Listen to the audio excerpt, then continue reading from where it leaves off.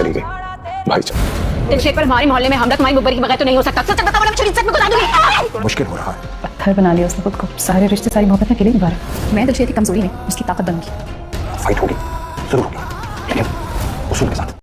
अखाड़ा के next episode बहुत ही ज़बरदस्त और अमेजिंग होने वाले, जिसमें दिलशेर सोच रहा होता है कि मेरे आखिर घर पे हमला कैसे हुआ।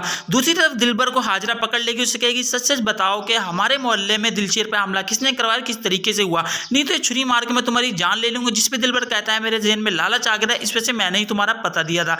दूसरी साइड पर हमें सितारा दिखाई जाती है जो कि दिलशेर का पता करने के लिए हॉस्पिटल आई हुई होती है और उसका वहाँ पर जिम ट्रेनर भी वहीं पर आ जाता है। दोनों एक दूसरे को वहाँ पर देखते हैं मगर आपस में कोई भी बात वहाँ पर नहीं करते। उसके बाद रुस्तम के डैड को दिखाया जाता है जहां पे उसे नौकर आके कहता है दिलशेर अब बहुत ज्यादा सख्त हो गया, उससे फाइट करना बहुत ज्यादा मुश्किल हो चुकी है।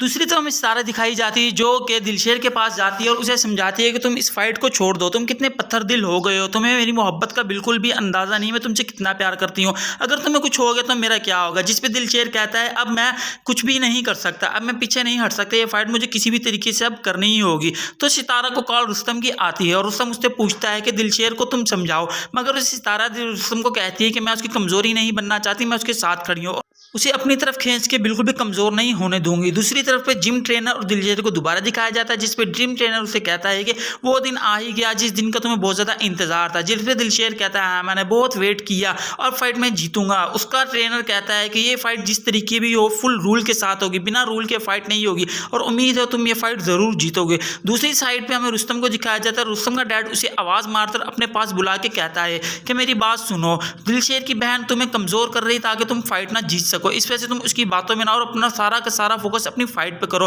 और अपनी ट्रेनिंग और ज़्यादा अच्छी करो ताकि तुम ये फाइट जीत सको। और हमने ये फाइट किसी भी तरीके में जीतनी है क्योंकि इसमें हमारा ख़ानदानी मसला आ रहा है, हमारी इज्जत का मसला है और मैं पॉलिटिशियन और मैं नहीं चाहता कि मेरा बेटा हार जाए। दूसरी तरफ रुस्तम की माँ उसके डैड को बहुत ज़्यादा समझाती है कि आपने जो गुनाह पहले किए हैं उससे अल्लाह ताला से माफ़ी मांग ले, ये ना हो जो पहले रुतबा हमें पाया था वो सारा का सारा खो जाए और इसकी सारी की सारी जो मुसीबतें वो हमारे बच्चे पर पड़ जाए और अपने बच्चे को खो ले। मैं नहीं चाहती कि हम अपने रुस्तम को खोए, आप उनसे जाके हाकिम अली से माफ़ी मांग ले। दूसरी साइड पर रुस्तम को दिखाया जाता है जो कि एक साइड पे बैठा हुआ होता है और बहुत ज़्यादा परेशान होता है कि आखिर मैं क्या करूं, क्योंकि वो फाइट बिल्कुल भी नहीं करना चाहता क्योंकि वो रेशमा से बहुत ज़्यादा मोहब्बत करने लग जाता है। उसका दिल यही होता है हमारी सुलह सफाई से शादी हो जाए। दूसरी तरफ उसके डैड को दिखाया जाता है जो कहता है कि जो भी हो जाए हमने ये फाइट किसी भी तरीके से जीतनी है।